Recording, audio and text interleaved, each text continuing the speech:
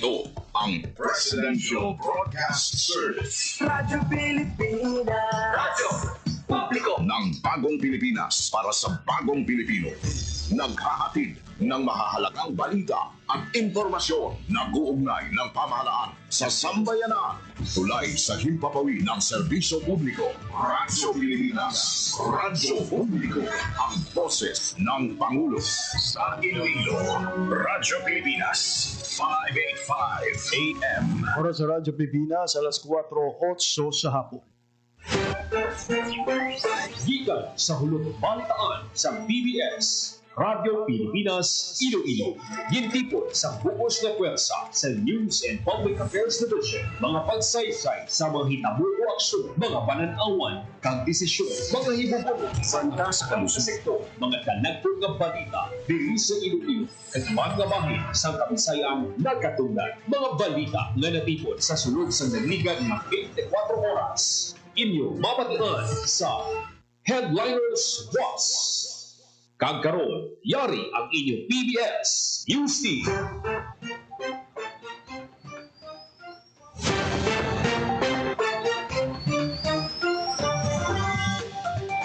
Mayong hapon Pilipinas, mayong hapon Western Visayas. Ini ang Headliners Was. Adlaw sa Martes, Hulyo 15, 2025.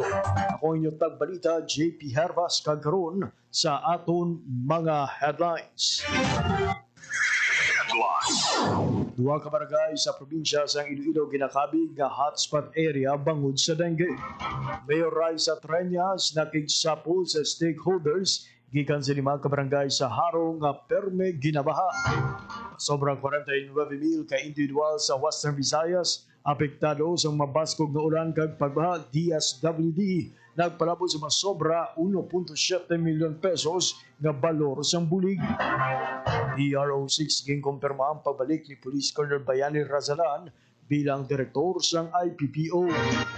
Bago nga pinuno sang DSWD Field Office 6, lalo nga magpahamtang sa mga satellite office sa rehiyon. Ang 29 ka LGU sa probinsya sang Iloilo nakalabot sa 30% national target sang contraceptive prevalence rate sang tuig 2024.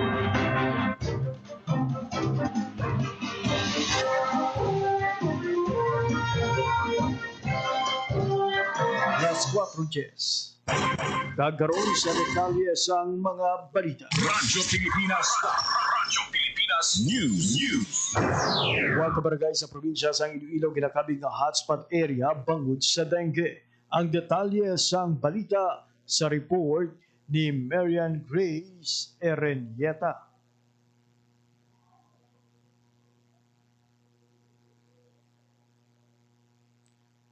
May duha ka barangay sa probinsya sang Iloilo nga ginakabig nga hotspot area bangod sa dengue. Sarig sa datos sang Iloilo Provincial Health Office, ang mga barangay sang Kabilao Pequeño sa Carles kag Igang sa Putotan ang yara sa karon sa hotspot area sa Mobility Week number 27 sang tuig 2025. Makabig nga hotspot area sa dengue ang isa ka barangay kung mayara sa clustering of dengue cases na may increasing trend o kung may dengue death. Ang Kabilao Pequeño nakarecord sang 3 ka kaso sa Morbidity Week number 24 kag isa sa Morbidity Week number 25. Ang Igang naman nakabalag sang isa ka kaso sa Morbidity Week number 24 kag duha sa Morbidity Week number 25. Manuruman nga sa pulo nga dengue fatality sa probinsya, isa ang gikan sa Igang Putotan kag isa man sa Kabilao Pequeño. Samtang sa iban pang balita, Radyo Pilipinas. Radyo Pilipinas News. Mayor Raisa Treñas nakigsapol sa stakeholders gikan sa 5 ka barangay sa Haro nga perme ginabaha. Ang detalye sa balita sa report ni Janelle Baclay. Radyo Pilipinas. Radyo Pilipinas Report. Nakigsapol si Iloilo City Mayor Raisa Treñas sa 5 ka mga barangay sa distrito sang Haro nga masami ginabaha sa tiyon sa Tigululan. Ini ang ginalakipan sa barangay Balantang, Buntatala, Amalig, Tagbaka, Glanit sa Haro District. Suno kay Mayor Raisa, importante gid na makuha ang mga suwestyon sa pumuluyo agad masolusyonan ang problema sa pagbaha bagay nga nagpatawag ini sa stakeholders meeting. Lakip man sa mga nagtambong si CDRRMO Chief Donna Magno nga nag-discuss ang flooding situation sa mga barangay. Liwat na magkapakigsapol si Mayor Raisa sa Department of Public Works and Highways agud mabuligan ang problema sa mga barangay nga yara sa flood-prone areas. Para sa Bagong Pilipinas, Jinel Baclay, Radyo Pilipinas, Radyo Publiko. Radyo Pilipinas. Radyo Pilipinas News. Samtang sa ibang pagid nga balita, matsobra 49,000 individual sa Western Visayas apektado sa mabaskog nga ulan kag pagbaha. DSWD Field Office 6 nagpalabot sa masobra 1.7 milyones pesos nga balor sang bulig. Ang detalye sa balita sa report ni Marian Grace Aranyata. Radyo Pilipinas. Radyo Pilipinas. Report. May masobra 49,000 kapamilya sa Western Visayas lakip sa Negros Island Region ang naapektuhan sa mabaskog nga pag-ulan at pagbaha dala sa Southwest Monsoon kon habagat. Sanding sa latest na Disaster Response Operations Monitoring and Information Communication o Condromic reports sa Department of Social Welfare and Development Field Office 6, as of July 14, may 11,125 kapamilya o kung 49,466 ka individual ang naapektuhan sa habagat gikan sa 60 ka barangay. Bangon siniyang DSWD6 nagpalabot sa family food packs, balor masobra sa 1.7 milyones pesos sa apektado nga pamilya. Sa masobra 1.7 milyones pesos nga assistance, nakahatag ang ahensya sang 607 nga family food packs, nga balor masobra sa 377,000 pesos sa San Dionisio, 666 nga family food packs sa syudad San Iloilo, nga balor sa 414,000 pesos, kag 51 ka family food packs sa Maayon Capiz, nga balor masobra sa 28,000 pesos. May gimpalabot mo ng DSWD6 kag DSWD-NIR nga 1,000 nga family food packs, balor sa 616,000 pesos sa naapektuhan nga pamilya sa Talisay City, kag 479 ka family food packs, balor masobra sa 292,000 sa Bacolod City. Padayon ang koordinasyon nga ginahiwa sa DSWD6 sa mga naapektuhan nga LGU para ma-assess kung ano pa ang kinahanglanon nga mga interbensyon.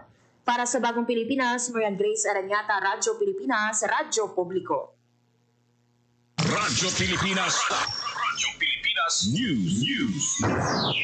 Sa ibang pagid nga balita, Radyo Pilipinas. Radyo Pilipinas News.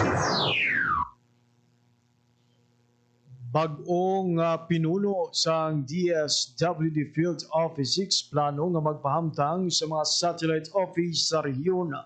Ang detalye sa balita sa report ni Marian Grace Aranyeta. Radyo Pilipinas. Radyo Pilipinas. Report.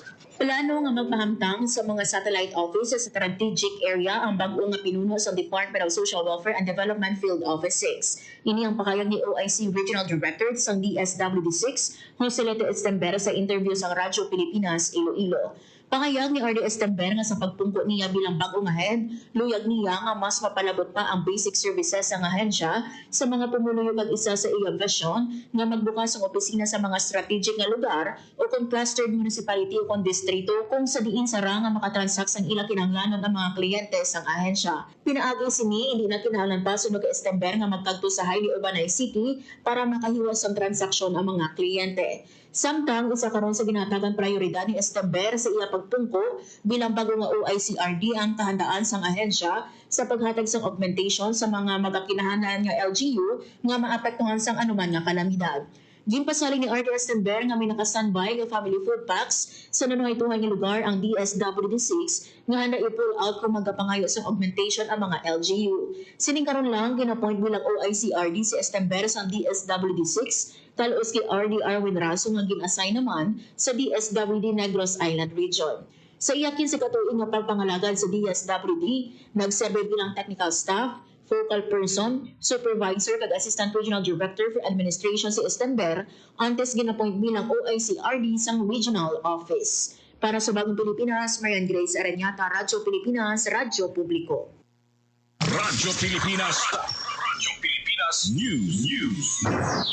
Sa ibang bagay balita, ginumpirma sa Police Regional Office 6 ang pagbalik ni Police Colonel Bayani Razalan bilang Provincial Director sa Iloilo Province Provincial Office epektibo Lunes, Hulyo 14. Talusan ni Razalan si Police Colonel Roland Bulalakaw nga nagserve nga Officer in Charge o kun OIC sa Iloilo PPO. Sa unang pag-alagal ni Razalan sa IPPO bilang Director, madamo sang nalabot ang IPPO sa anti-criminality operation ilabi na sa kampanya kontra illegal nga droga. Ang pagbalik niya sa IPPO ginaparanaw ng isa ka strategic nga tigang para pasagaron ng peace and order sa probinsya sa Iloilo.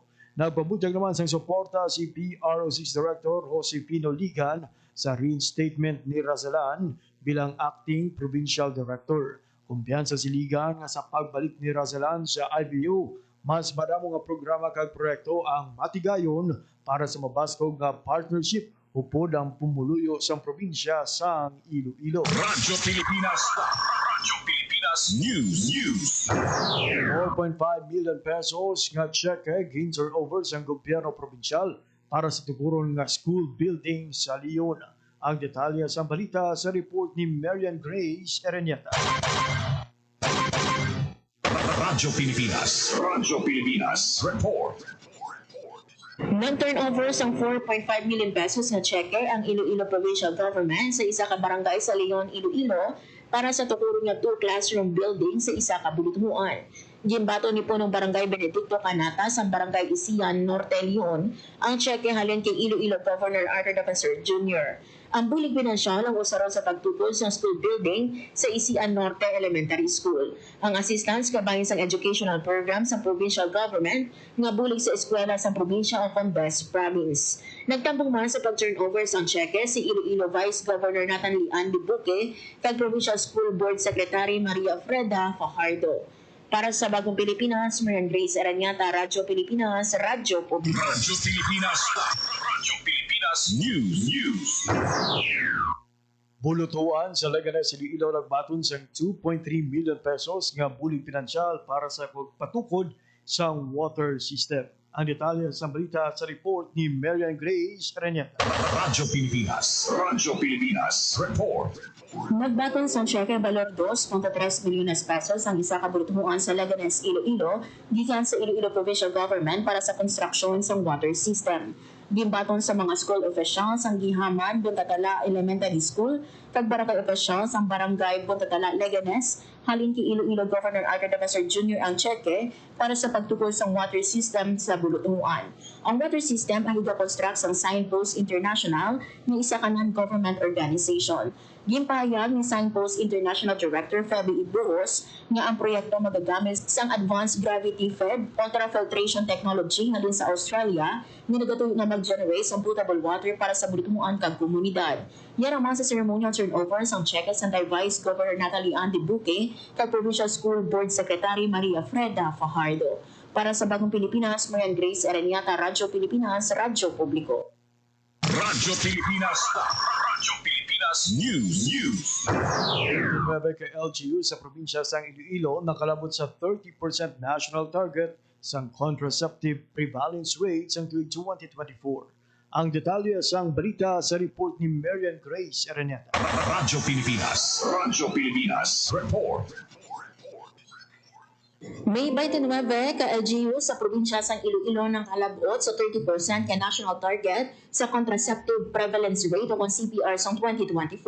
Sa datos ng Iloilo Provincial Health Office, ang 29 ka mga banwa, amo ang Ahoy, Balasan, Barotac Viejo, Batad, Bingawan, Cabatuan, Kalinog, Carles, Concepcion, Dueñas, Dumangas, Gimbal, Lakiman ang Lambunaw, Lemery, Miagao, Mina, Oton, Ciudad Sampasi, Pavia, Pototan, San Dionisio, San Enrique, San Joaquin, San Rafael, Santa Barbara, Sara, Tigbawan, Tubungan, kag Saraga. Sa 29 ka LGU, ang lima nga may pinakamataas nga CPR, amo ang Lemery nga may 67.39, San Enrique nga may 62.60, San Dionisio nga may 56.91, Sara nga may 52.11, kag Carles nga may 51.04. Gimpahayag ni Dr. Roddy Labis, Head sa Health Service Delivery Division sa PHO, nga pinaagi sa paglabot sa CPR national target, mapasiguro nga may proper birth spacing, ma-improve ang maternal and child care health outcomes, kag mapunggan ang kamatayon bangod sa unplanned pregnancies. Dugang pa ni Dr. Labis nga ginabuligan sa PHO ang mga LGU nga makapa-accredit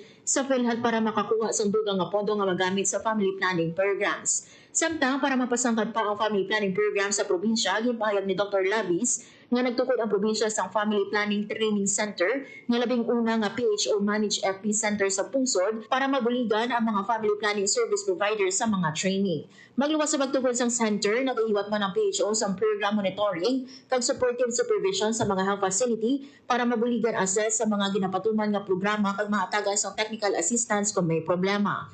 Nag-allocate man ang PHO sang budget para makabakas ang family planning commodities kag nagihiwat man ang PHO sang family planning days para maghatag sang FP services sa pumuluyog o sa diin, gina-prioritize ang mga indigent. Para sa Bagong Pilipinas, Marian Grace Arañata, Radyo Pilipinas, Radyo Publiko. Radyo Pilipinas. Radyo Pilipinas News. Ang Iloilo City nagpakigbahin sa giniwat nga International Gastronomy Forum sa Macau. Ang detalye sa balita sa report ni Janelle Baclay. Radyo Pilipinas. Radyo Pilipinas. Report. Isang Iloilo City sa mga nagpakigbahin sa giniwat ng International Gastronomy Forum sa Convention and Exhibition Center sa Macau. Ang syudad ang tiglawas na ni Ms. Lea Lara, Vice Director, kag alternate focal point for the City of Gastronomy.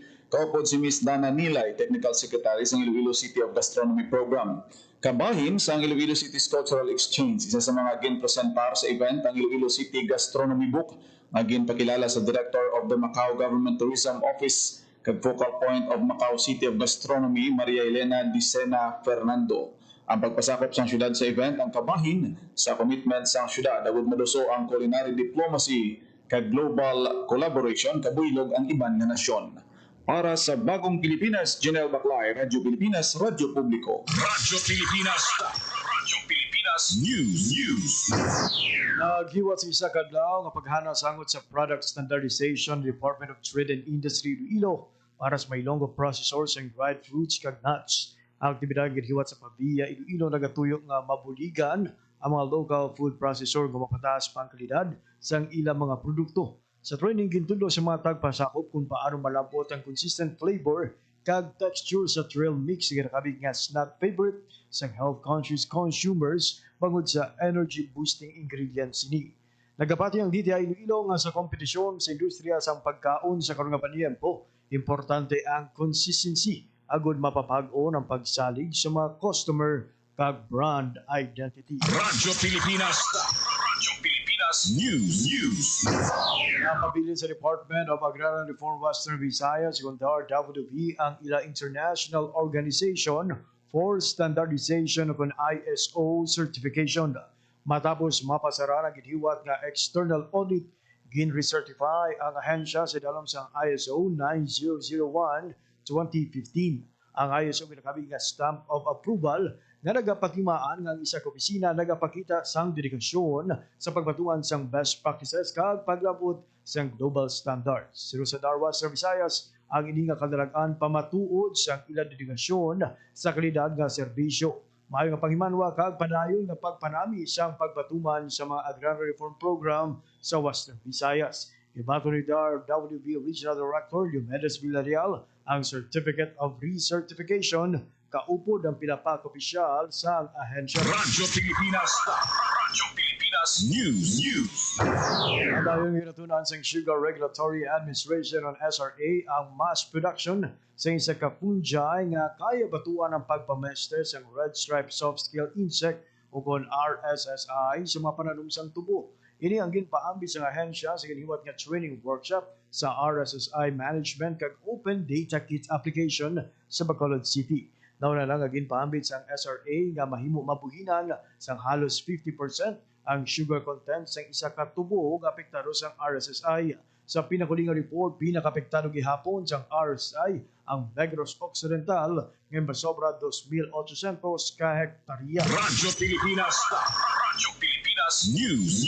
Sa kaangon na balita, gindayaw ni Negros Occidental Governor Bong Lacson ng Sugar Regulatory Administration o kon SRA sa pagpanguna sini nga mapangitaan sa sustainable nga pamaagi nga masuportahan ang industriya sang tubo. Nablan isa ka training workshop angot sa Red Stripe Soft Scale Insect Management kag Open Data Kit Application ang giniwat sang SRA sa pagpanguna ni Administrator Pablo Luises Gona. Ang tibirag gintabugan sa mga agriculture stakeholder, field officer kag crop protection personnel nagatuyo nga mahatagan solusyon ang masangkal nga pagpamestre sang RSSI. Suno sa gobernador ang aktibidad magaserve nga importante nga tikang sa paghatag proteksyon sa mga pananom, pagbabaskog sa mga manghuma kag pagpapag-on sa koordinasyon sa tunga sa mga LGU National Government Agency kag iban pa nga stakeholder. Radyo Pilipinas. Radyo Pilipinas News. At usan nga balita, Radyo Pilipinas. Radyo Pilipinas News. lalaki arestado sa bypass operation sa Haniway, Iloilo. Ang detalye sang balita sa report ni Jenel Baclay. Radyo Pilipinas. Radyo Pilipinas Report. Natigay nga badakpan sa mga katapos ang Haniway Municipal Police Station, Iloilo Provincial Police Drug Enforcement Unit Team. Kag 603rd Maneuver Company ang 28 anyos nga si alias Nono sa ginpatigayon nga bypass operation sa barangay Karigangan, Haniway, Iloilo. Nakumpiska sa subject ang 7 ka gramos ang ginapatian suspected shabu nga nagabili 47,600 pesos. Naglabot naman sa siyam ka plastic sachets ang suspected shabu, bypass money kag non-drug related items ang na-recover pagid sa suspetsado. Kaso nga paglapas sa Republic Act 9165 o Comprehensive Dangerous Drugs Act of 2002 ang ginapangatubang sang suspetsado. Para sa Bagong Pilipinas, Jenel Baclay, Radyo Pilipinas, Radyo Publiko. Radyo Pilipinas. Radyo Pilipinas News. Oras sa Radyo Pilipinas, alas 4:29 na sa hapon. Kag amoy adto ang mga balita na tipon kag ginbantayan sang Radyo Pilipinas Iloilo News Team. Sa ngalan sang akon nga mga katuwang teknikal, Engineer Roy Louie Kaipang sa studio kag Mr. Vermore Aventura sa transmitter. Ako naman ang inyong intag balita, JP Harbas. Madamo nga salamat sa inyong pagpamati. Maayong hapon, Pilipinas. Ang inyong tulay sa himpapawid ng serbisyo publiko, ang Presidential Broadcast Service, Radyo Pilipinas, Radyo Publiko. Radyo Pilipinas. Radyo Publiko. Kinilala ng pang-international at prestigyosong Asia Pacific Broadcasting Plus Awards 2025 para sa kategorya ng Government Streaming. Ito ay dahil sa epektibo nitong pagsasanib ng mga tradisyonal na media tulad ng telebisyon, radyo at print para masabayan ang mabilis na pag-inog ng mundo ng digital at social media tungo sa mas epektibong paghahatid ng mahahalaga at napapanahong mga impormasyon sa mamamayang Pilipino. Kinilala rin ang Radyo Pilipinas dahil sa patuloy na pag-akyat ng rating. Ngayon ay matatag sa pang-4 na pwesto sa Mega Manila ayon sa pinakahuling Nielsen Radio Audience Measurement Survey.